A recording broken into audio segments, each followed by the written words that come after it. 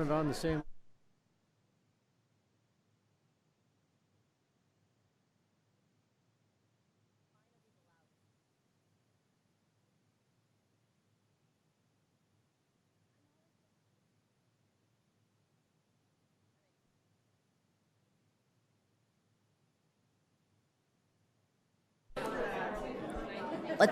Let's do a quick mic check, okay? Can we do a quick mic check and check the levels with everyone? And I can see my thumbs up in the back there. How about the other council members? Can we go one at a time? Councilmember Hendricks, can you please do a mic check for us? Mic check. You're probably hoping you can't hear me. Boy, I am. I see thumbs up in the back. Councilmember Anderson? Hello. Good. As long as we stay about, 5 inches away from the mic, we should be good. And if you turn your head to talk to people, please try and stay on your mic. Councilmember Tilke? Good evening. Can you hear me? Yeah, you sound good. Look at thumbs up in the back, the cheap seats. Councilmember September? Test, test. 1, 2, 3. Good. And Vice Mayor? Testing. 1, 2, 3 for the second time. No. We did it yesterday, too. Thank you. Thank you. Appreciate that. Okay, we will go ahead and call this meeting to order for Gilbert Town Council, September 21st, 2021. And I would like to see if there are any scouts in the room. I am scanning the crowd. I don't see any. Then we will move on to the council member leading the pledge. Oh, it's Vice Mayor Kabrowski. Please stand. I pledge allegiance to the flag of the United States of America and to the republic for which it stands, one nation, under God, indivisible, with liberty and justice for all.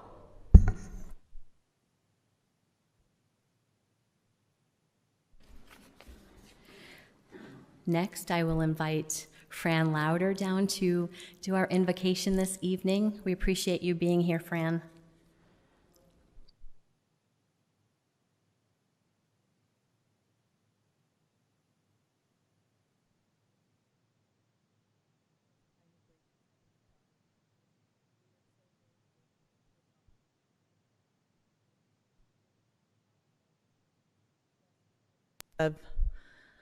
Of our Gilbert Town Council as they plan and prepare and do the things that are in the best interest of our town and our community.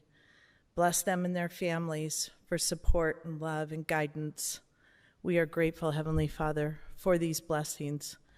Please bless our first responders as they protect, save, and help us in our daily lives. Help us to have respect, to teach our youth to have respect as they choose and go forward with courage in this uncertain world. Please guide us and direct us that we will be humble, but that we will work shoulder to shoulder and serve one another. I say these things in the name of Jesus Christ. Amen. Thank you, Fran. We appreciate you, all that you do for the town.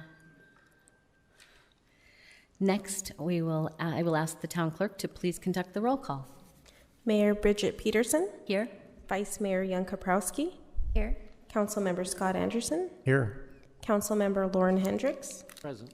Councilmember Scott September. Here. Councilmember Kathy Tilke. Here. And Councilmember Amy Yenthis, who's not present. A quorum is present. Thank you, Chevelli. Appreciate that. We have one presentation this evening, and that is for October being Domestic Violence Month. And can I have the team come down and join me down here in the front?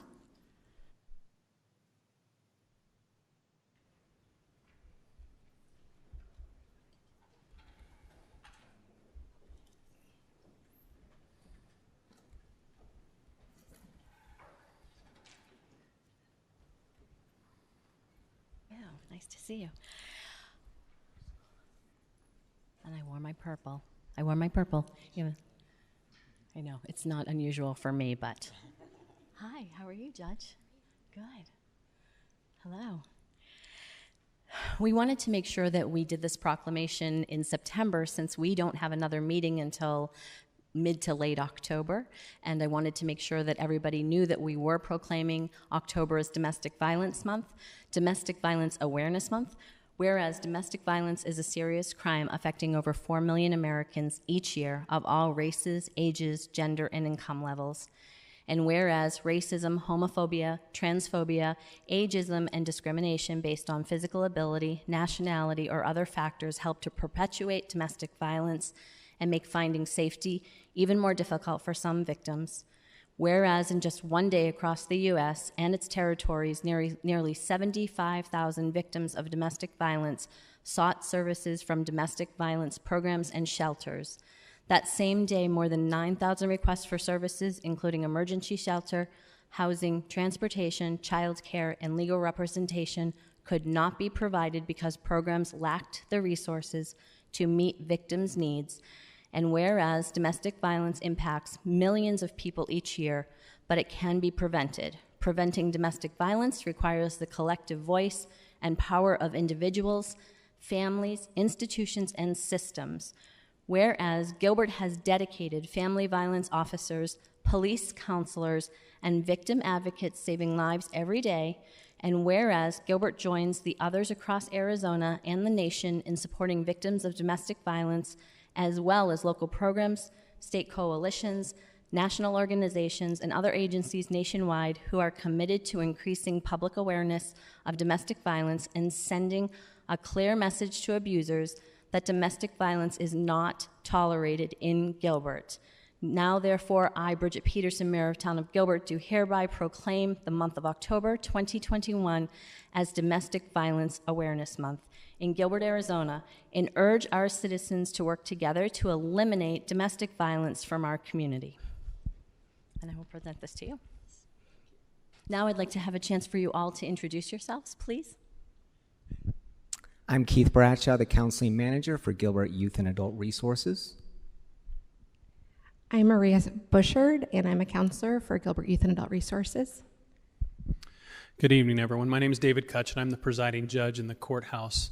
And wanted to let you know, Mr. Brian Fouts, the court-appointed attorney that works with all of us, and especially this Judge Ferrante and the prosecutors here to my right, wanted to be here tonight, but unfortunately he lost his father over the weekend, so he's not able to join us, but he was excited and wanted to be a part of this as well. Good evening, everyone. I'm Judge Allison Ferrante, and I head up the domestic violence court with this whole team here. The prosecutors I'll introduce in a second, and Brian Fouts, the public defender, and Gilbert Youth and Adult Resources, and we're hoping to make a great impact on fighting domestic violence with the court. Good evening. My name is Jeff Wolf. I'm one of the 2 designated DV prosecutors for the Town of Gilbert Prosecutor's Office, and this is Dale Albach. You took my name away from me. Dale Albach, the other DV prosecutor with the Town of Gilbert.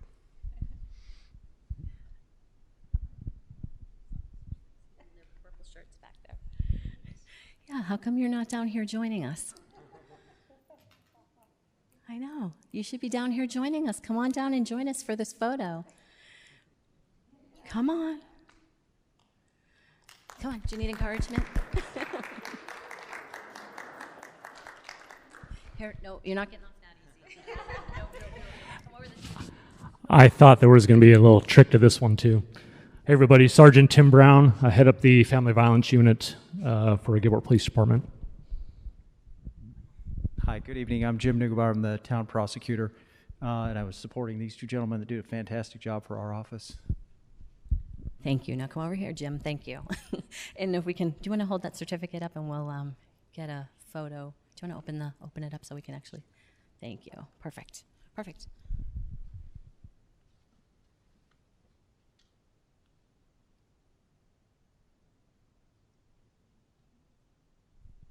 Thank you all for what you do.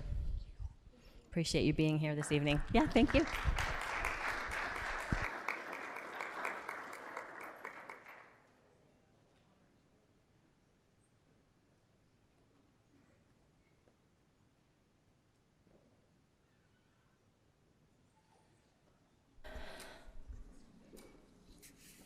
Next, oh, my computer shut down. Here we go. Next,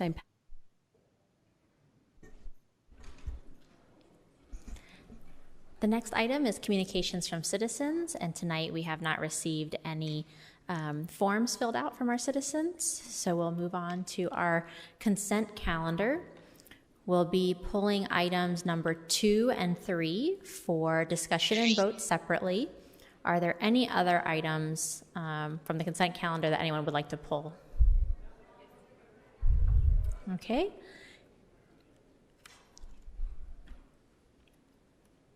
Hearing none, I would like to also move forward the administrative items.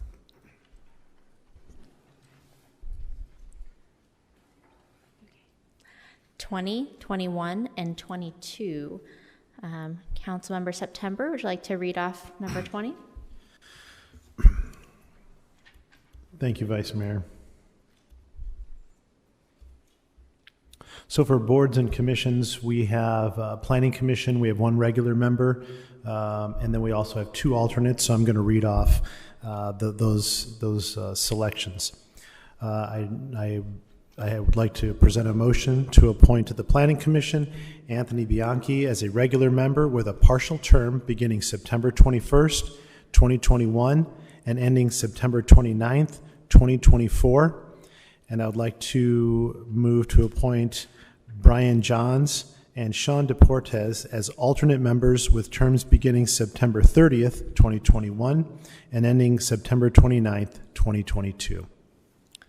I'll ask for approval of consent calendar items 4 through 16. Administrative item 20 that Councilmember September just read. Administrative item 21, a motion to appoint Brenda Sullivan to the Veterans Advisory Board with a partial term beginning September 21st, 2021 and ending June 15th, 2022. And a motion to appoint Anthony Payne-Pinto to the Self-Insured Trust Board with a term beginning October 1st, 2021 and ending September 30th, 2024.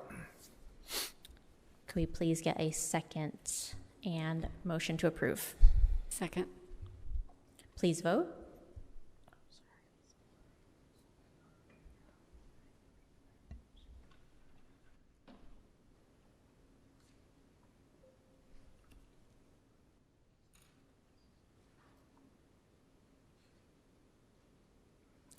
The motion passes. We'll move to item number 2. Councilmember Hendricks. I ask that item 2 be taken off the consent agenda. My concern is this item was advertised as part of this $500 million bond that we are taking to the ballot. And I thought perhaps I was mistaken because there are so many items in the bond. I've been having trouble getting a grasp of what all we want the $500 million for, but it was confirmed this is a portion of the bond. And as I understand, our package, read the background of this, it says the mayor and Mr. Bohr lobbied the legislature or explained to the legislature for Senate Bill 1820, hoping to get this money through the Appropriations Committee when the state budget was passed. And apparently we did get almost $8 million. So it talks about existing funding will be adjusted accordingly. So I'm assuming the existing funding is the bond that we're advertising that this is part of it. The answer I was given is we would just adjust the bond, and my question isn't so much related to this item. My question is related to this bond that appears more and more to just be a slush fund with no real specifics. I guess the funding will be adjusted accordingly means that we're already lobbying the taxpayers at the state level to take taxes at that level to fund this. And there's also an effort being made to pursue Gilbert taxpayers to see if we could tax them again. I guess we just look for taxes wherever we can get them. And if we get it in more than one place, then we just find something else to spend it on. And that causes me concern. And I don't know who to even ask the question, But I guess if we have this included in a bond, we certainly knew that, and it just says the mayor and Mr. Bohr. I don't know what mayor. We've had several mayors over the last year, so I don't know what mayor was lobbying, but if we were lobbying the state, at the same time we're creating a bond, I'm just confused. So I don't know if anybody can comment on that or not comment on it, but I guess I just wanted to bring it up. That this bond seems like a slush fund of, we'll just find some way to spend it if we can get it. Do we have any comments from staff on this item? Mayor, Vice Mayor Kaprowski, we'd be more than happy to have Jessica Marlowe come up and answer any questions relative to the issue that will be on the ballot before the voters this November and this project and the projects that have been identified through our CIP plan in general. Is there anyone here tonight that could speak about how our CIP projects are funded and what happens to the projects when alternate funding sources are received, such as this item plus like other opportunities for grant like federal funding and other supplemental funding? Vice Mayor Kaprowski, yes, I could have Jessica Marlowe or Kelly Fost, our budget director, speak to that matter specifically. Sure. Are they on the phone then? Okay, Jessica, if you come up first. Hello, can you hear me? I'm online. We can hear you, thanks. Okay, thank you. Mayor, Vice Mayor, Councilmember Hendricks. The bond itself, by getting funding for the Ocotillo Bridge through the state, what we're seeing right now with the construction market is a considerable amount of cost escalation in the industry in general. And so that $515 million likely would not even complete all of the projects that we currently have planned because of the added costs due to those cost escalations. So by getting this additional funds from the state for this particular project, we would be able to offset some of those cost escalations on other projects. Additionally, if we end up not needing to sell all of the bonds, should they be approved, then we simply just wouldn't sell those and have those the taxpayers then paying them back. And those would be every time we approve a project or go to authorize to sell the bonds, that would come back to council as well. So if at the end of the day we complete the projects and we don't need to sell that $8 million or $7.5 million in bonds, we just wouldn't sell it. So I guess if I understand correctly, when we're asking for $500 million, we assume there'd be no cost escalations over the next 10 years. So we asked for $500 million because that's exactly what we needed. Now we're thinking since there might be cost escalations, we might as well collect some from the state.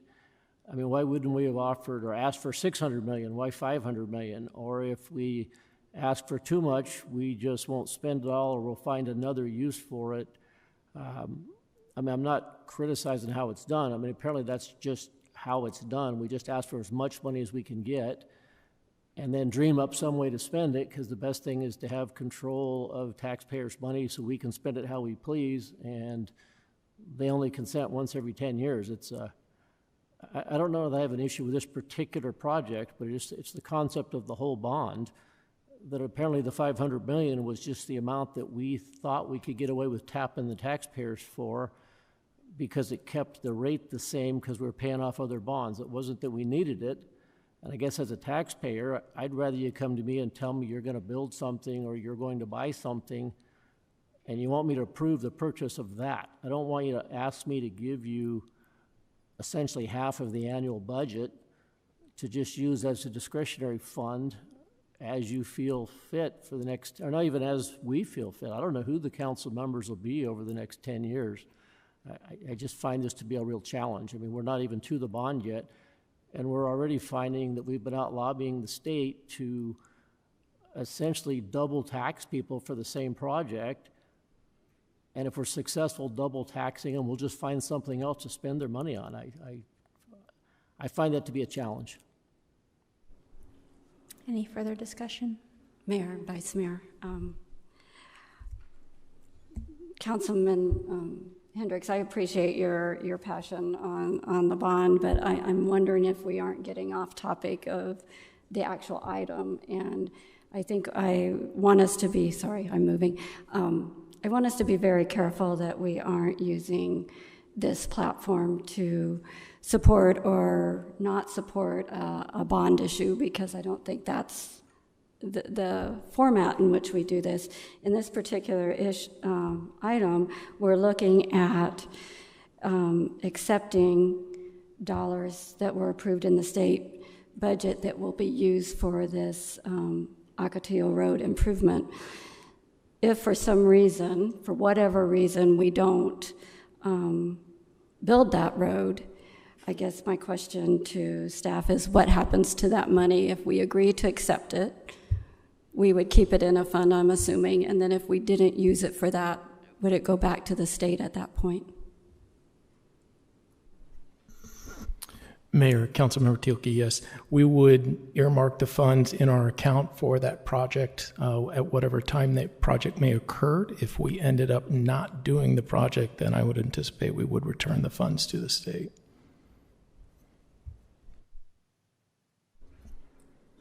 All right, any further discussion? All right, may I have a motion to approve item number 2? So moved. Second. Please vote.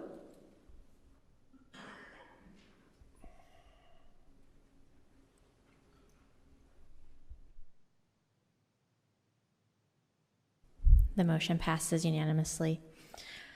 Item number 3, Councilmember Hendricks. Looks like I'm the squeaky wheel tonight.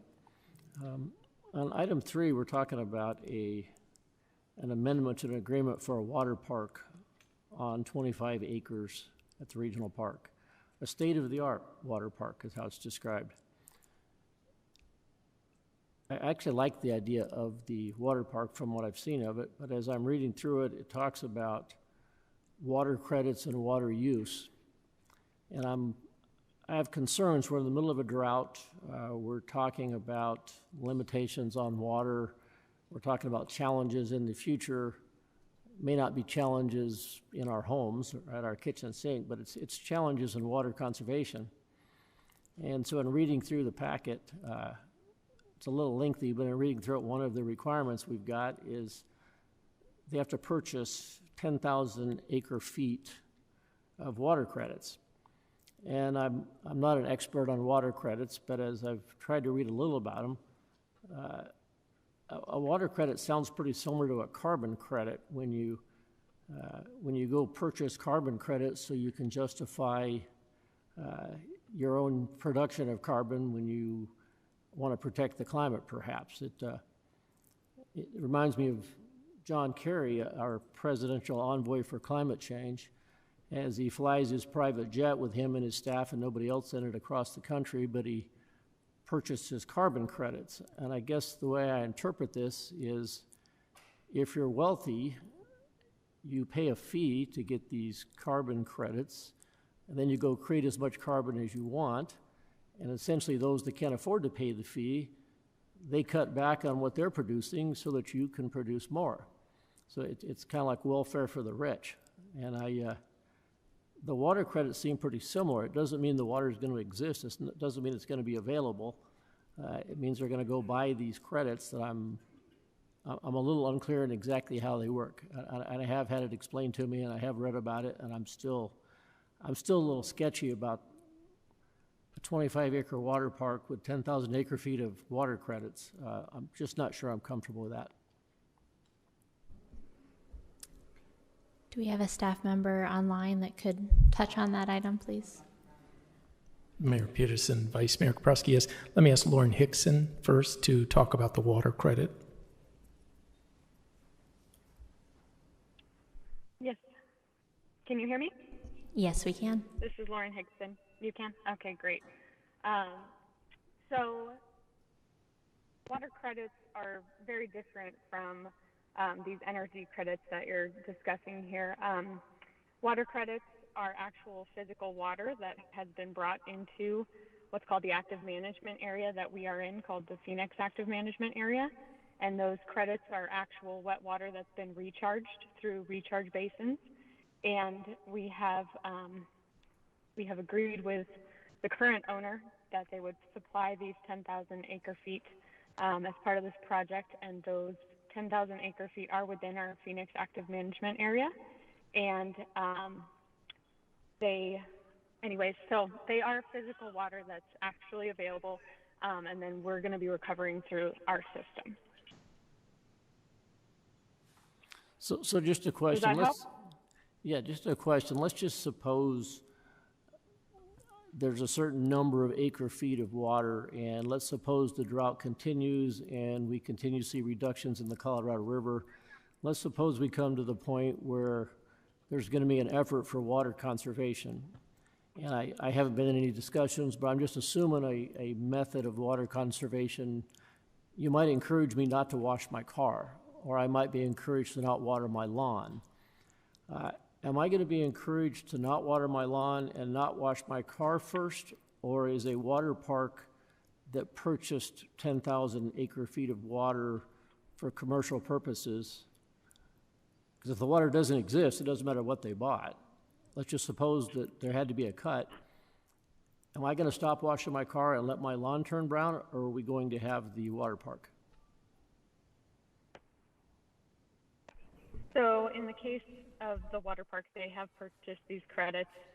They are reclaimed water credits, so they're not tied to the Colorado River. They will have already existed and been brought and recharged locally. And so if the town's under conservation measures, everybody will be under conservation measures.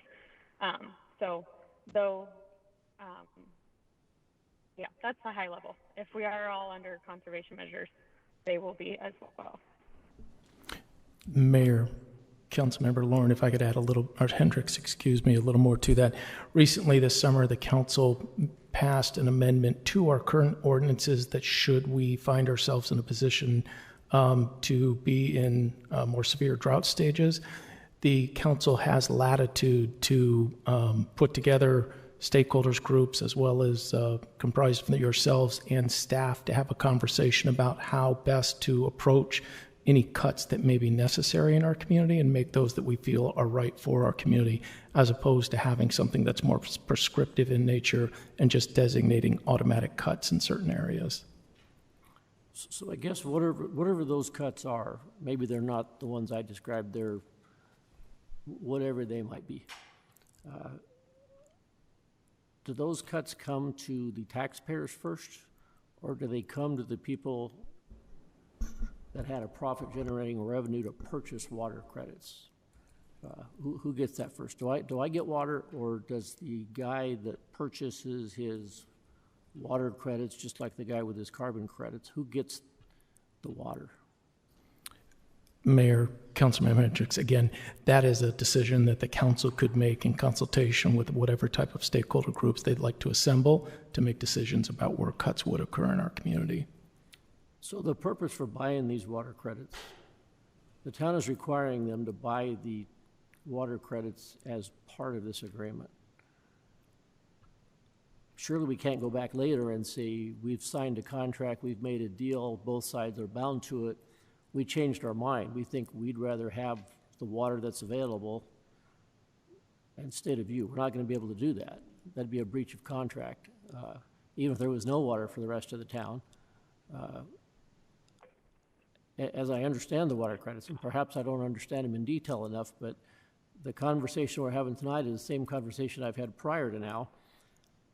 It's just a very gray understanding of what happens. And my real question is a Gilbert resident that pays taxes to be here, does he get the water first, or does a for-profit venture get the water because we made them purchase these water credits? And it's okay if they do. I'm just trying to understand. And as I understand, I think this water park will be running long after I can't water my lawn. Now, I may be in it or wash my car or whatever other water conservation some committee decides to make. Maybe those aren't the cuts they're going to make, but whatever cut it is, I'm just trying to understand, am I going to conserve first, or is this 25-acre water park going to conserve first?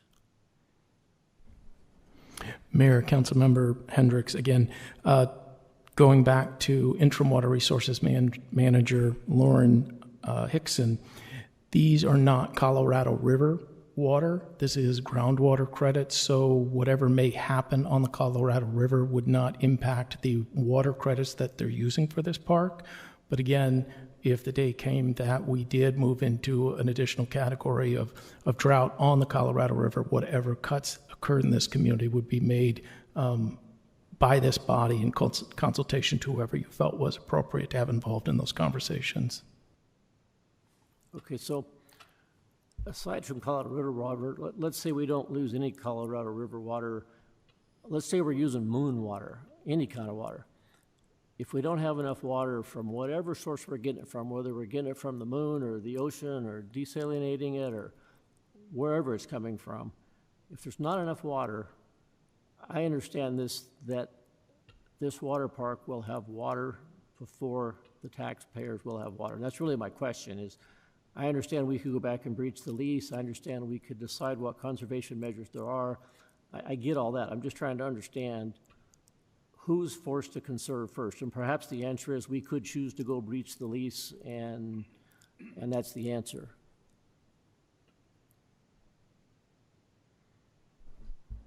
Mayor, Councilman, let me ask Lauren Hickson to again chime in, and she can provide a little more detail on this. Lauren, if you're available. Yes, thank you, Mayor and Councilmember Hendricks. So, again, they are purchasing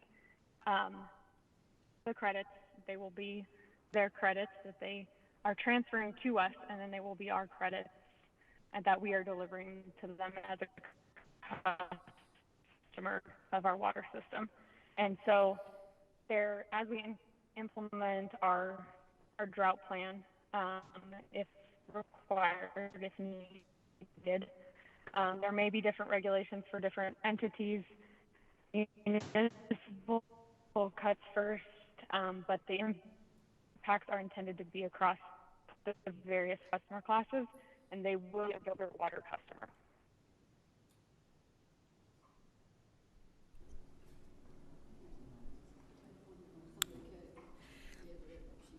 Yeah, does anybody know what Lauren said? She kind of cut in and out. Do you need me to repeat? Can you hear me? Yes, please, Lauren, if you could repeat what you just said. So essentially, there may be different regulations as we implement our drought plan for different entities, such as municipal cuts come first because we want to take care of our house first. But the impacts of the plan are intended to be addressed across the various customer classes. And this entity will be a customer of Gilbert Water. Okay, I'm not sure I understand a lot better than I have, but I appreciate all the inputs. I'm just not comfortable with this project at this time. I'm sorry.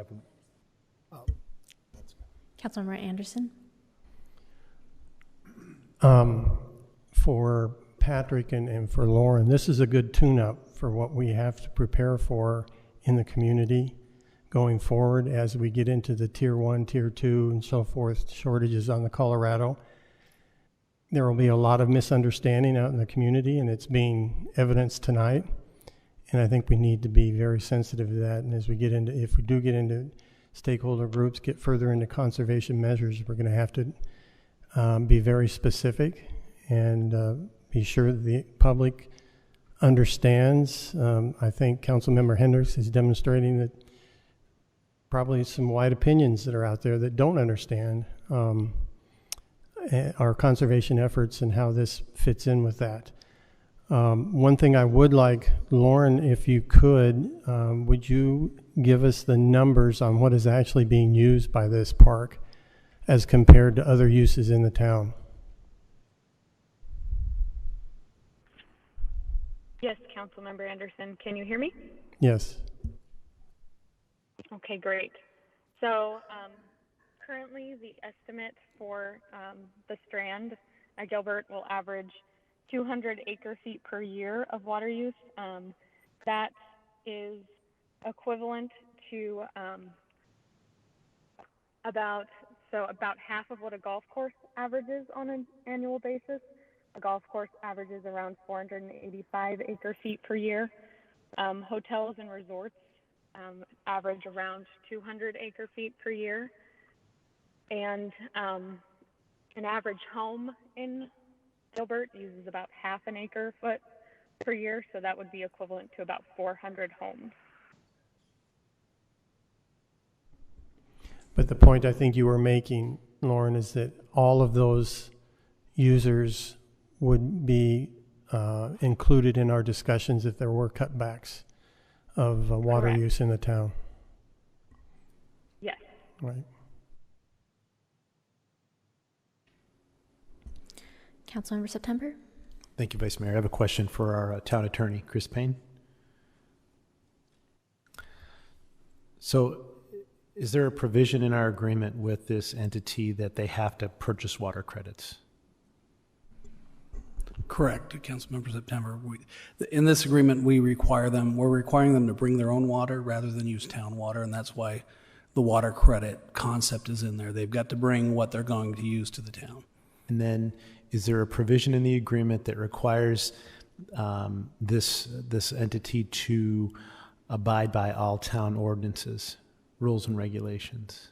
I would have to verify, but they would be, even if it wasn't in the agreement. They would be required to do that. So could there be a conflict if the town enacts an ordinance that says you can't use water right now because the water's too scarce, even though we have a lease agreement with them that requires them to buy that water or bring that water? Is that type of a conflict possible?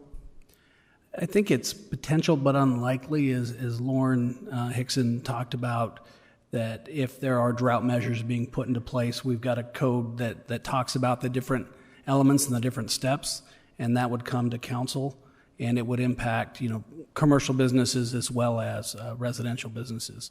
So it's something that would be considered at the time at some future stage. Okay, so we don't have to worry about this group saying, wait a minute, we agreed in your lease agreement to buy these water credits, and now you're telling us we can't use them. So we had an expectation of having this water, and now you took that expectation away. You don't see that as being a possible I don't see it as a huge conflict. I think to get to the point where we're going to tell a particular water user that you need to shut down your business, I think that's a hard argument to make, whether it's a water park or a car wash. I don't know if that's something the town would ever do. We may implement restrictions. You'll look at golf courses, with overseeding and different things, but to actually shut down a business, that's a big step to take, and it's something that the council would have to seriously consider. Thank you. I have one more question, if I may. These water credits, if I understand correctly, these are credits essentially for water that is not water controlled by Gilbert. It may come out of the same cup of water, but the bottom half of the cup belongs to Gilbert, the next chunk of the water belongs somewhere else, and these water credits are not water controlled by Gilbert. Is that correct? So the water credits they would bring, their water rights, they're associated with wet water. It's water that's been recharged physically, recharged into the ground. The Department of Water Resources issues credits for water that's captured. So they would transfer the credits, we would be the owner of the credits, and we could pull that water out in the amounts that they transfer. So it's basically water that isn't really Gilbert's water per se, because Gilbert has water sources we control, that's our water. This is water added to the water that we have. It's essentially in somebody else's control, but it's still just so much water. So is that correct? Could you repeat? Make sure I understand that correctly. I guess we have water that we control from different sources, and we've either purchased it or we have rights to it of some sort, we being Gilbert. This, however many acre feet of water, is water that Gilbert doesn't currently control. They're buying the credits from the state or wherever you buy water credits from. Then this new water that looks just like our Gilbert water gets added to the water that is Gilbert's water, and then Gilbert gives that water to this entity. Is that right? I think essentially that's correct, yes. So the town has a water portfolio. We have groundwater rights. We have surface water rights. This would be added to our portfolio. We would then take these credits. They would be owned by the town. We would deliver water through our water distribution system. You know, when they turn on the tap, they're getting water. But they've essentially purchased the water, so it's their water that we're kind of a steward of, that they've added to the sources that we have. And at the end of the day, if you got a pitcher of water and half of it's gone, somebody owns what's left. I guess we're beating this to death, but it just seems to me we still have the same problem at the end of the day. This you can't differentiate the water once it's in the aquifer or wherever it's stored.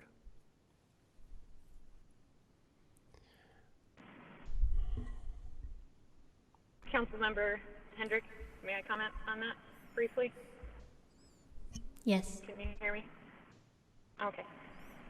Like you said, the groundwater within the regional aquifer has many different, if you would say, owners through different rights.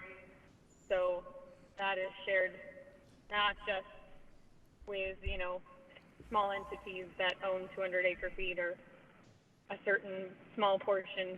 We're sharing this aquifer with Chandler, Tempe, with Scottsdale, with all of the surrounding communities, and we work with the state and with the region to manage that aquifer and that groundwater resource wisely so that it protects all of our interests for the long run and for all the different communities.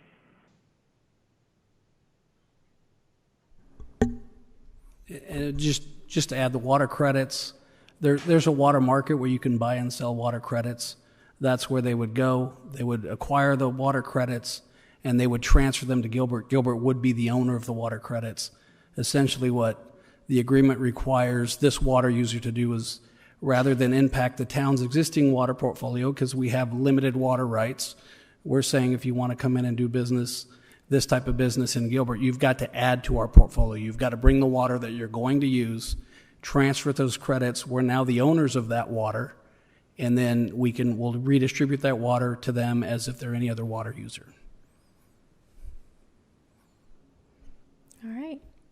Good information. Any other comments? Vice Mayor, thank you.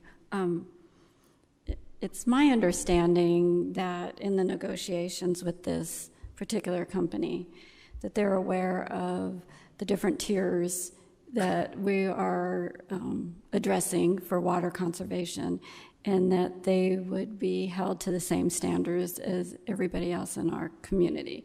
I think that's kind of the bottom line of where we're trying to get to. And it's my understanding that once we decide what those, any curtailing or anything that happens long into the future, that they would fall under the same guidelines as everybody else. Yes, that's correct, Councilmember Tilke. As any other commercial water user or any other residential water user, they would fall under the same guidelines or restrictions. All right. Thank you. May I have a motion to approve item number 3? So moved. Second. Please vote.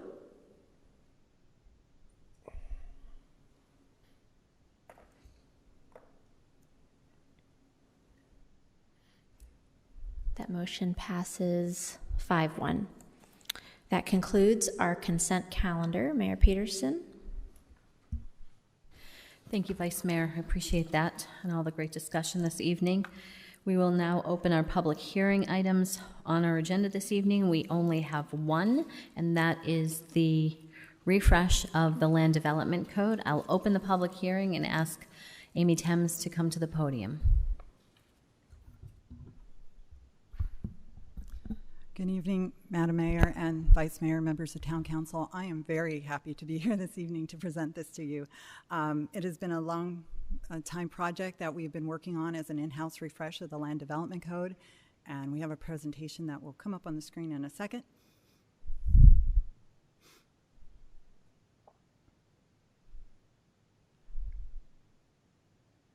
There we go. Thank you. And we're going to try and make the control work. There we go. All right. So this slide may look familiar. I have been before the town council before to present the updates to the Land Development Code refresh. It was a town council initiated text amendment for the Land Development Code, which is the town's version of the zoning code. We have a town council subcommittee that was assigned to us with Bridget Peterson, Eddie Cook, and Jordan Ray participating over an 18-month time period where staff and the council members went through page by page by page of the Land Development Code, along with any of the public who wished to attend. They were noticed public meetings, and minutes were taken by the town clerk with live markups as we went through. Some of the items that were picked up in this were new formatting, new graphics, multidisciplinary staff review, and outside legal review. So one of the directives that we received from town council was to go through the document and look for obsolete and redundant text amendments, clarify and simplify language, add links, new graphics. Ongoing lists were being created by staff over the years to address questions that residents, applicants, and staff had regarding the content of the code. In the clarifications, we also look back at zoning interpretations to see what had been asked of our zoning administrator over the years, what was confusing or maybe had some legal ramifications. We also looked at trends in the market, studied what was happening in the industry. In a lot of cases, we look back at planned area development requests to see if there was trends that the developers and zoning attorneys were asking for on a regular basis that needed to be addressed. Policies and design guidelines, there are multiple documents out there, and there were a few items within those that needed to be codified. Just instead of it being should, it became a shall. So changes to the Arizona Revised Statute, federal law, as well as other town documents, updates to the engineering standards had to be either reflected in the Land Development Code or referred to in the Land Development Code and taken out so that there was no conflict, so that every time one document was updated, you didn't have to update the next one. And also best practices under the American Planning Association. And at this point, I will use the word I, and I will go ahead and say that it was really important to me that this be a readable, usable code for the public, that you as a resident or as a business owner could open this document and understand your rights, that you didn't have to have it deciphered for you. And how do we do that? So we did it through a logical reorganization of the document. If I'm never opened this document before and I don't know zoning, how do I address this document and what do I need to know? What's the first thing I need to know, the second thing I need to know, and then I get to what my zoning allows me to do. So that was reflected in the glossary and use definitions being combined. They used to be in different parts of the code. And if you didn't know there were two separate, I'll call them both glossaries, you would look at it and go, I don't see what I need. Well, guess what? There was a whole nother glossary back there that you didn't know about. We brought them together, differentiated them using different kinds of text styles. And then we also moved the use regulations forward because that's the next step. What can I do in my category with the use I want to do? The next thing we did was create a single page for the zoning, each zoning district with its regulations on the page. On the left side and on the right side was a graphic with notes and tips, just like a teacher teaches by here's the written, here's the verbal, here's the graphic. We tried to approach it in the same way. And how did we do the verbal? We did notes and tips. We tried to think proactively for the resident or for the applicant or for the owner and say, what is it they need to know? What can I hint to them that here's the next thing you need to know? And you'll see on our graphics we did links, we did tips and tricks and things to pay attention to so that they had a heads up and it's not a surprise later on. So here's just an example of the glossary and terms section with how we embedded graphics, once again trying to reinforce a concept. Then we have a typical page where we have the base zoning district regulations and a little a little paragraph describing the zoning district. We also made a separate table for accessory structures, so it was really clear what the difference between your base zoning district regulations for your primary use and what it was for your accessory uses. Then over on the right is a corresponding graphic that tried to explain what your setbacks are, how to interpret them, and then what to pay attention to, such as SES panels, decorative pavement, arterial intersection, landscape requirements, things like that. And then, oh, really? I feel really loud. But I'll go back and say, if you'll notice in blue, those are all links to other sections of the code that help to proactively think forward to a project. A few things that also got changed, or a majority of the sign code was put in a table format so that it was easier to read and simplified. Same thing with walls and fences. We also realized as we were going through walls and fences that there were some gaps and holes in the wall or fence, and that needed to be adjusted, as well as the embedded graphics, links, and consistent formatting throughout the document. Some of the key modifications, just here's an example of the wall table. If there's a no, there's nothing in it, it's not permitted. If there's a yes and there's text in it, there's a regulation, and if it's blank under the yes, you can just move forward.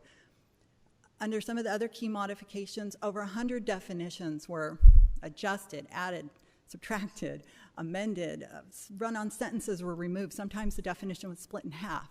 There was just so many little bits and pieces to pick up. It was a 20-year-old document. Since time had come to get sort of refreshed. Decrease the need for use permits. We went through the land use regulations too. Land uses were removed. They were obsolete. They were not applicable to Gilbert. We also addressed whether should a use permit be required. When the code was written, there were, Gilbert was growing up and things were changing, and there was some concern about certain uses that are now normal everyday uses people just take for granted. But at that time, it wasn't that, and the use permit was applied. So we went through and discussed, is a use permit needed? And some were still needed, others were not, and some were also, I'll call them downgraded to an administrative use permit. So with the single-family, multifamily, some additional regulations were shifted, moved, amended, clarified PED exclusions, and I'm not going to sit here and read the whole list for you, but we also discussed infill development language. As we've moved forward, infill is going to be a much more common discussion, so we thought that needed to be addressed. And we also revised the engineering practices in Chapter 3. A lot had changed, and all the checklists that were in there were not necessary. Those can be addressed in an application, and since the LDC subcommittee had disbanded by that point, we went ahead and took anything forward that was not addressed by the LDC subcommittee and took it to the Planning Commission for multiple study sessions. Some things that were excluded were a lot of the off-street parking ratios, or I should say all the off-street parking ratios. There's an upcoming amendment for the circulation, parking, and loading.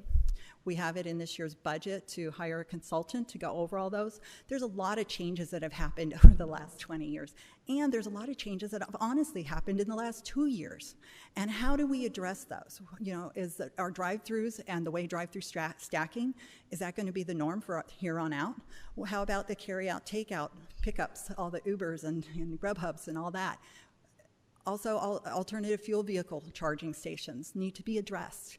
These are all things that have occurred over time that now need to be spoken to, but staff felt that it was something we really needed a little bit of assistance with. So there is a contract upcoming for that, and you will see a text amendment moving forward later in the year.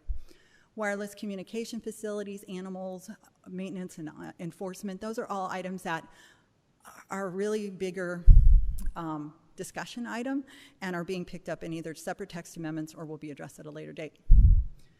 So over the time, there were over 25 LDC subcommittee public meetings. I'll say there were numerous Planning Commission study sessions. I'll just go ahead and add that in there. Public updates to Town Council, Planning Commission, RDC, Redevelopment Commission, and a 21-day public review period in July. That information was posted on the town website, broadcast through social media channels, and other social media channels picked up on those, as well as newspaper articles. All of that was culminating in a public hearing process. So what happened to all the public comment? We had a good amount of it. So it got either distributed into each of these different categories. If it was a topic that just didn't apply to the land development code, dog parks, building code, density, those kind of items, those got put in a parking lot that will be addressed when another amendment to one of those topics come up, but they're not something that is under the purview of the code. Modifications made to the LDC refresh. If it was a comment on something we particularly modified, and it was a simple comment where it maybe something just needed to be made plural, or it was a real simple, the dimensional number, we were a little bit flexible on, maybe it just needed another foot or two. We were open to that discussion and took it to Planning Commission. We started another LDC general topics list. We came forward with this major refresh with a topics list that had been created, and now we've created a new one, and there's about 25 items on that list. Additions to the Joint Municipal Code in LDC. Noise, lighting, and animals came up on multiple comments. And staff recognizes over time that those are items that need to be addressed, but they're so closely tied to the municipal code. It is not something that the LDC can just change unilaterally. It has to be a joint development amendment effort. And then there is an ongoing shade and street master plan, and so some of the landscape comments will be given to that consultant in reference. So where are we today?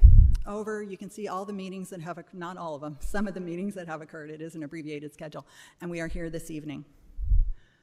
With that being said, the Redevelopment Commission, the Planning Commission, and staff ask for your approval of Z2005, the LDC refresh, with the comments noted below, with the corrections noted below.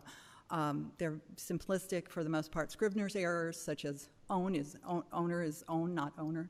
A D was missing on page 9 of section 6.6.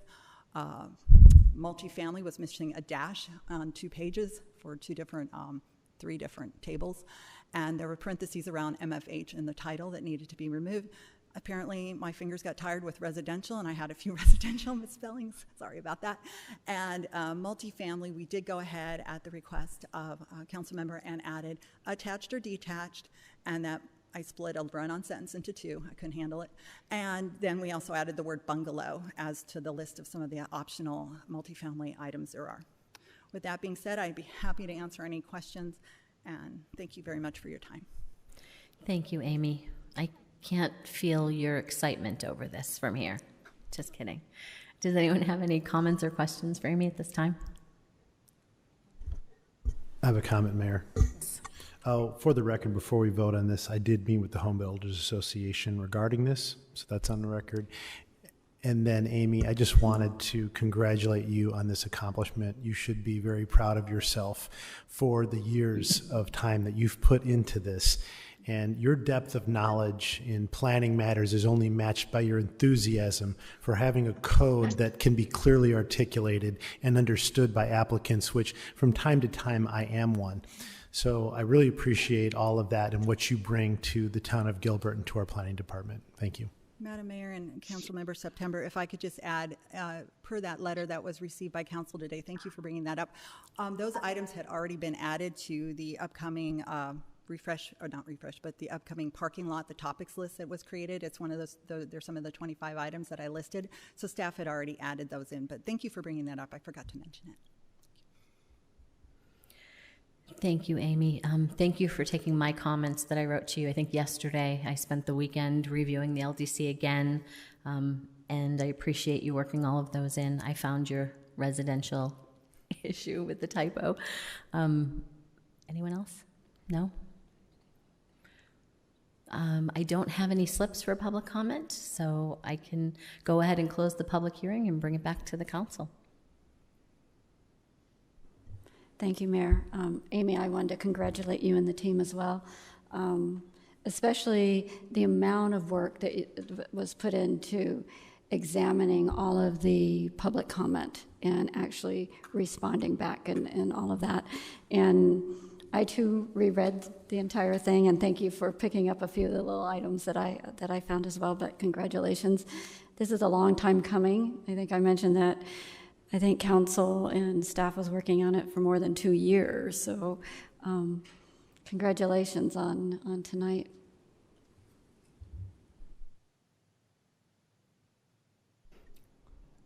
Anyone like to make a motion? Oh wait, yes, we have to make a public hearing. So anyone like to make a motion? I'll make a motion. Excuse me? Oh, did you say? You know what, I was going to say, I think I'm going to make the motion on this because I was the chair of the subcommittee for this item until all of us deserted poor Amy Thames and all 3 of us resigned from council, which I thought she was going to have a little bit of a heart attack over. So I move to approve the LDC refresh this evening. Second. I have a motion by Mayor Peterson, second by Councilmember Anderson. Please vote.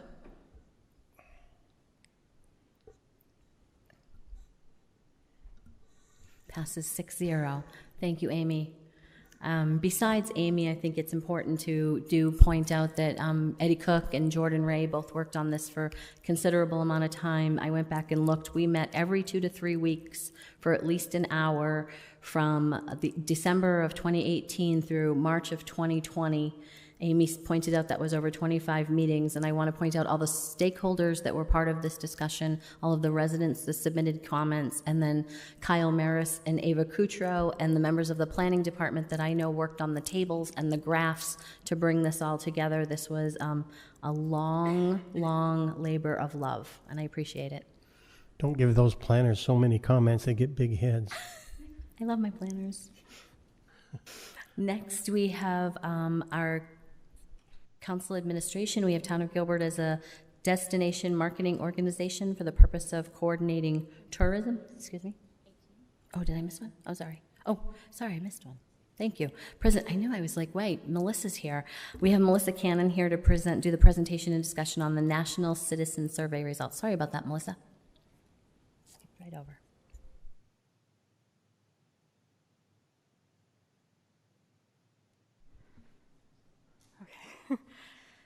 Good evening, Mayor and Council. My name is Melissa Cannon, and I'm here to present the National Community Survey results for 2021. So first, I'd like to start with a quick summary and a history about the National Community Survey. So this report is by the National Research Center and Polco this year. So the National Research Center, they do the survey for communities all across the country. What's new about the survey for 2021 is that Polco, which is an online research company, they partnered with the National Research Center to do this report now. So this is just an executive summary of the massive report they sent over. It's over 155 pages long. So this is just a quick summary of what is the report. So I'll be focusing more on how Gilbert ranks on a national scale and the benchmarks with peer communities, a comparison of the northern and southern residents, and also any changes from the 2019 survey and trends that have happened nationally and how Gilbert kind of compares with that as well. So any of the questions, the margin of error is 5% for all respondents, and the level of confidence is 95%. So if you see on the right-hand side, those are the 10 facets of the community. So those are the major reports and topics that we'll be focusing on for this report. So first, who took the survey? There were 350 respondents from the town of Gilbert, and this was collected between the end of March and mid-May. So just for a frame of reference, this was right after we had our largest amount of cases in Arizona. That was January 4th, which is the biggest peak. So we're heading down that epic curve peak when the survey was released in March. And I'll talk a little bit more about who took the survey on the other slide as well. But as a snapshot, so 46% were between the ages of 35 and 54, which is a little bit older than our average age. According to the census, it's around 33 and 34. Mainly females took it who are white. An area were in the north area, 58%, and then they live in detached homes and they own them. So a little bit more about who took the survey and a little bit of history of the NRC. So there are kind of two groups who took this survey, the probability and the non-probability groups. The probability are those ones who, if you live in Gilbert, you would have received like a postcard in the mail with a specific code and specific link to go online to take the survey. And this is for just the probability standards, so we have a good representative of residents who took the survey. However, there is also the non-probability, which is the online link, and the distinction is like the link that was provided on social media or our website. So anyone could take that. They don't have a specific code that they had to log in. So like invited, and also those who voluntarily took it. So quick history, we've been taking the survey since 2015. Before, they only did mailed surveys, and we had about 321 respondents. Then they decided to try the online participation, but they kept those two surveys separate, so that's blended versus non-blended. However, when we took the survey in 2019, they accepted more online participation and blended those surveys. But what happened between 2019 and 2021, when they mixed with Polko, they decided to find a more accurate way to blend qualitative data. So they kind of put a halt on all blending until they get the formula right. And they're presenting nationally to find that right kind of formula to blend online and mailed. So if you see our online responses this year, it's a little bit lower because they were focusing on that data integrity. So asking for email, zip code, and also they kept it separate for the two reports. However, we did go back and ask them if we did end up blending those reports, how were the results different? So the results would have stayed consistent for most of the survey items. For the ones that would have been different, so the ones who were invited, they rated more positively, like land use and planning and zoning, treating all residents fairly. Also, those participation rates were greater amongst males and people of color. The ones who did online, if we blended it, they would have rated the overall design and residential and commercial areas more positively, but there were also, the participation rate was amongst younger residents more, who are more civically engaged, which makes sense too, if it's online. So additional changes to the survey this year, they removed and added some questions. And that's just to keep the survey modern and consistent across all the communities in the nation. So for example, they've removed questions like, would you consider a cell phone or a landline for your primary phone number? They added questions like, are you more engaged on social media or email? Stuff like that, so more digital. But despite these changes, the majority of the community trends remain the same, as the vast majority of survey questions are similar. Okay, so let's get to the meat of the questions. These are the benchmarks between the national and peer communities. So nationally, Gilbert ranked very high, so much higher or similar in majority of the questions. So 27% of the categories compared to national benchmark were higher or much higher, and that's compared to over 600 communities. We did even better compared to our peer communities, so we ranked higher in 41.5% of the categories.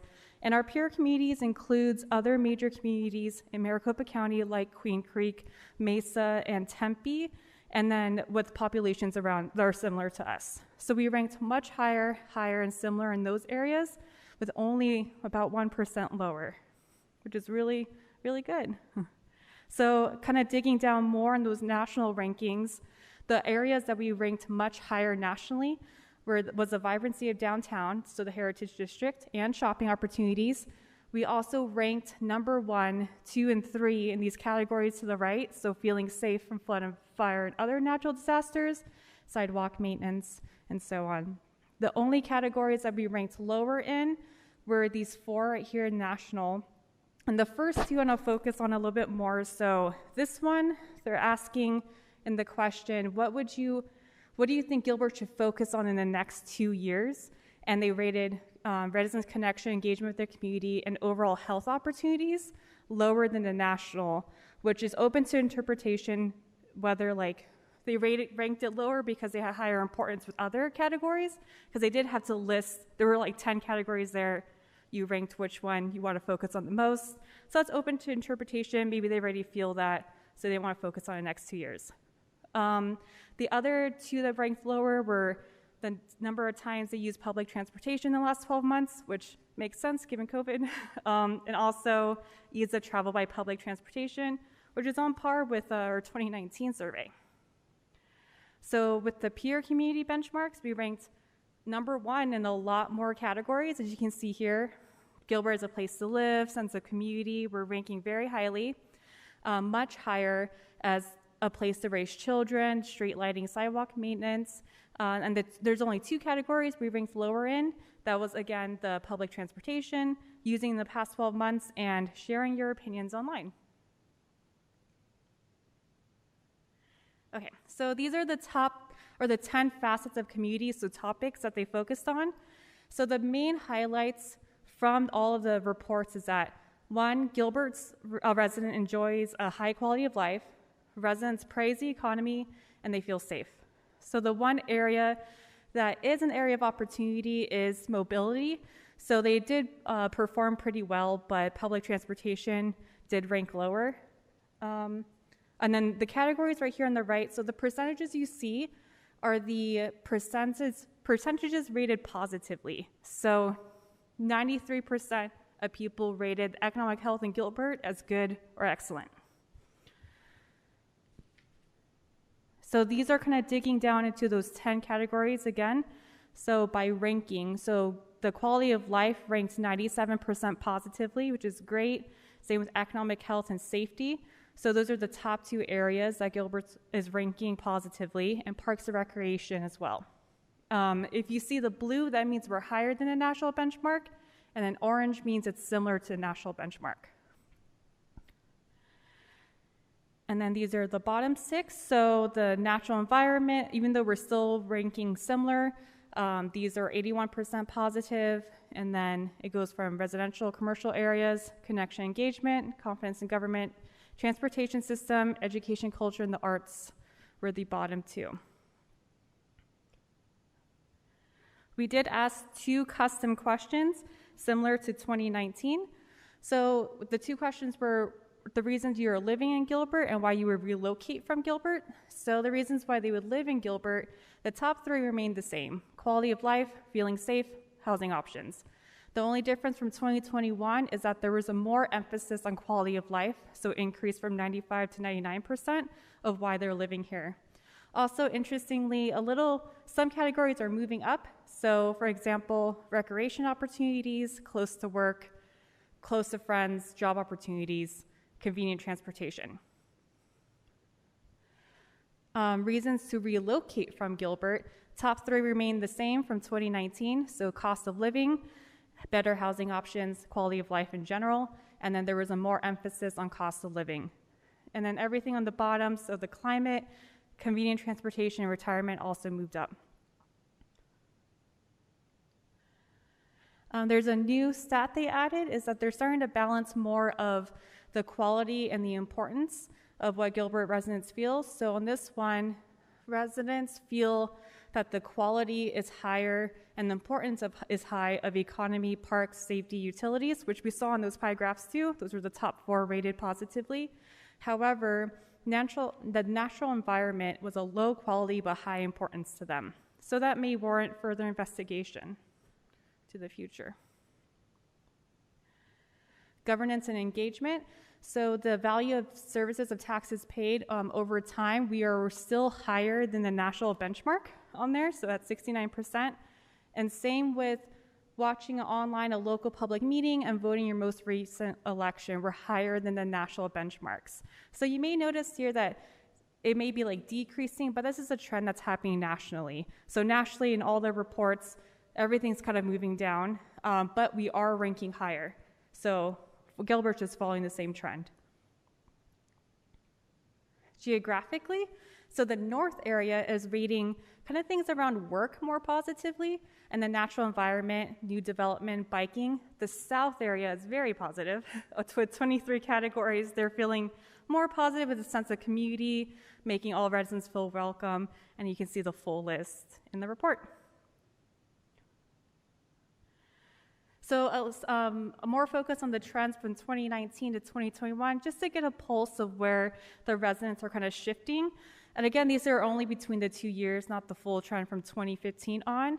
But from 2019 to 2021, there are positive feelings increasing from employment opportunities and their overall health, which was really telling, especially given the year that we just had. And then for those that decrease, so Gilbert is still ranking higher than there are peer communities in these areas that decrease, but kind of like I mentioned before, nationally, all of the trends are kind of rating less positively than 2019, so pre-pandemic versus post-pandemic, and Gilbert's falling right in line with that. Although we are rating number 1s and ranking toply. So for example, for the peer communities, so our positive ratings decreased from 2019 to 2021, but we ranked number 1 positively against peer communities. So 100% still rated lower than us, even though we're decreasing. So it just shows that we're in trend. And then So the same thing with the national trends and the Gilbert trends. The largest drops in ratings were the growth and the economic impact, so that was related to the cost of living in Gilbert as well. So in summary, Gilbert ranks highly compared to national and peer benchmarks. We ranked really highly compared to the two. We only ranked lower in 3% nationally, 1% in our peer communities, and much higher and higher in our in a lot of our categories, so almost 25%, over a quarter. Potential focus areas so while most facets of mobility perform exceptionally in Gilbert, public transportation is an area of opportunity for the community. And then also that one graph where residents rate the natural environment of high importance below quality. I know this was a lot of information in one, and there's a lot more in the report, but you can view all the data, the full report, and there are breakdowns as well on our website at the resident survey website, or you can contact me. I'm happy to answer any questions. Thank you, Melissa. Any questions for Melissa at this time? I know several of you probably haven't even had the opportunity to meet Melissa in person, so meet Melissa Cannon, our data content strategist. Yes. Thank you, Melissa, for being here this evening and providing all this great information. It's nice how you tracked the differences between our peer communities and national, and even though some things might look lower, we're still rating higher in the same category, so I appreciate that. Awesome. Have a great rest of your night, because I guess nobody has any questions. Thank you. Oh, Councilmember Anderson? Actually, I have one for Patrick. How is this going to be used to tie into our City of the Future initiative?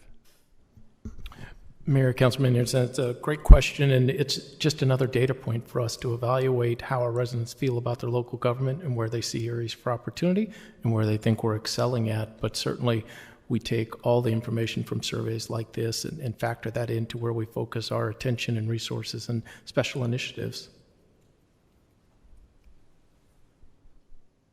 Any other comments or questions? Thanks, Melissa. Have a great rest of your night. Moving on to our next council administration item is the resolution designating the town of Gilbert as a destination marketing organization. Is there a presentation on this, or Patrick? Mayor, members of the council, Economic Development Director Dan Henderson, as well as our tourism coordinator, whose name is now going to slip my mind, are here to answer any questions you may have on this issue tonight. How many names do you forget a day, Patrick? Just That's kidding. Glenn. It's Glenn. Glenn. Thank you. Sorry, Glenn. Does anyone have any questions on this? I know that Dan sent us quite a detailed email. I don't see anything. I think Glenn making his way down just in case, but no? Great. Thank you. Does this require a vote? A motion? Yes. Thank you. So would anyone like to make a motion to approve this? I'll motion to approve item number 19. Thank you, Vice Mayor. Second. Second by Councilmember Anderson. Please vote.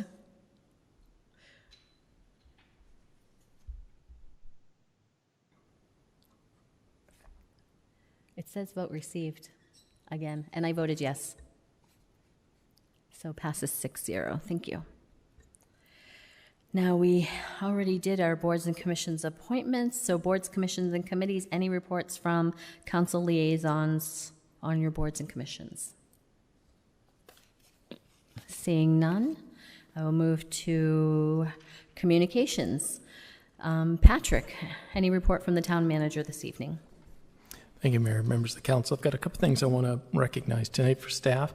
First, Tanya Wright, our accounting manager, and her tremendous team. We just received word that we are receiving our 30th consecutive Government Finance Officers Association Certificate of Achievement for Excellence in Financial Reporting. It may seem mundane when you get it 30 years in a row, but it's anything but. It's an incredible amount of work. It's a very important document for our community, and they do an exceptional job with this every year. So thank you for carrying on the strong tradition and for our 30th consecutive CAFRA award. Also, Håkan Johansson, our finance director, was just selected to serve on a 3-year term of the Government Finance Officers Association National Committee for Treasury and Investment Management. So congratulations, Håkan. We know he will make us proud in his time on that committee, and we would expect our investments return to go up with some additional insight he's going to receive from that body. No pressure, Hawk. And I also want to thank, I can't list off all the names. We had countless staff working between the last council meeting and this council meeting to help improve the sound in this room. I can't thank them enough. We're going to continue to tweak a few more things, but they literally spent all day up here Friday and just countless hours. So thank you to all of them. And then lastly, Gilbert's Water Conservation Team received an award from the Irrigation Association for Outstanding Industry Partnerships based on their Landscape Water Budget Program, which helps reduce irrigation inefficiencies and celebrates water-wise community partners. So congratulations to the team. Thank you, Mayor. Thank you, Patrick. Yes, ditto on the thanks for the sound system. Next, we have a report from the Council on Current Events. Vice Mayor. Thank you, Mayor Peterson. I'd like to speak tonight on the transportation bond, which the election date is November 2nd. However, it is an all mail-in ballot, so voters will be receiving their mail-in ballots in early October. So I wanted to give an update because this is before our next meeting, just to let people know that this is a very important matter for the town, and to educate yourself, ask us any questions that you have on the bond. It is a $515 million transportation and infrastructure bond. The website to look at for a lot of great information is gilbertaz.gov/TI bond. The bond would be funded within our existing 99 cents secondary property tax rate. And it covers 5 different areas. It would cover projects that would support and improve safety and congestion in our town, make multimodal investments, modernize our streets with transportation technology improvements, fund the transportation improvements identified in the Heritage District redevelopment plan, and also fund reconstruction of our oldest roads that are just at their end of life. So please ask us any questions, reach out, and look out for those mail-in ballots. Thank you. Thank you, Vice Mayor. Any other comments from Council on Current Events? Yes, Councilmember Hendricks. Yes, I'd like to comment on a couple of things. First, I'd like to thank the police officers that are here tonight and that are here every night to provide protection for us and any challenges that might come up. I've spent most of my life since high school in public office, and I've been in a number of public meetings where I sat on this side of the meeting, and there were times I was pretty nervous about how I was going to get out of the meeting. And I'm grateful for the officers that attend these meetings. I have to think they probably didn't attend the police academy thinking, I sure hope I get chosen to sit through some town council meetings so I can listen to all the things they say. I'm guessing that's probably not what most of them thought, but now that they're here, I'm sure they love the opportunity to listen to us every couple of weeks. But I'm very appreciative of them. Last week I walked out and I thanked the officer that was standing out by the parking lot. And first I thought maybe he was having a cigarette or something, and so I thanked him and walked on, and he made the comment that he had been keeping an eye on our cars in the parking lot and making sure that no one tampered with them or anything like that. And how refreshing. It's the attitude, which is much of Gilbert. You can't buy that kind of attitude. I mean, a police officer has been trained to do a lot of things, and he wants to let me know he kept an eye on my car and made sure that nobody tampered with it, took anything out of it. I don't know his name, but he's one of all of them that I've ever met. And I just want to recognize all of them and thank all of them for being here, and thank you for your attitude and the culture that's been created in the police department, the dedication and pride that they take in their work. I'm grateful. Second thing I'd like to comment on is I was a little late coming to the meeting tonight, and I just want to make comments that State Representative Frank Pratt passed away a few hours ago, or a few hours before our meeting. I don't know how many of you know him, but he served in state government for, at least 10 years. He was there when I was down there, and I've been gone for 10 years. And every year, the oldest member opens the session. He gets to serve essentially as the speaker for about 10 minutes. And Frank served as the oldest member for, I'm going to say, at least the last 5 sessions, maybe more. I saw a quote from Speaker of the House, Bowers. His comment to the press not too long ago was, "The honor, integrity, and high ethic by which Frank conducted himself in his service is incomparable." I see that Governor Ducey has asked the flags be flown at half-mast tomorrow. One of my experiences with Frank was about 10 years ago on Christmas Day. Some of you might remember this story if you've lived here a long time ago. Frank owned a pool store. I think it was in Casa Grande at the time. And Frank must have been around 70 at that time. And like a lot of business owners, he went down to his business on Christmas Day. And somebody broke in and they robbed him. And they tied him up and beat him up. And they left him there tied up. And he'd been there, I'm going to say, 4 or 5 hours on Christmas Day. And his wife thought it was odd because Frank always checked in with his wife every day, no matter where he was. If he was at the legislature, he'd call home once or twice a day. If he was down at the office, he'd check in. Well, he hadn't checked in several hours, so she was concerned that something had happened.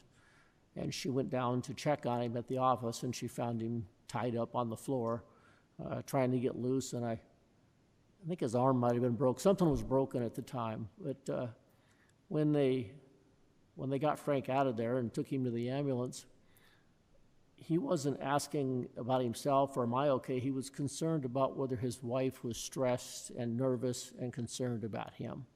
And I'm just thinking to myself, if I broke my arm, wouldn't it be great if the first thing I thought about was, is my wife okay? Is she worried about me? I don't know that I could say that would be my thought, but it's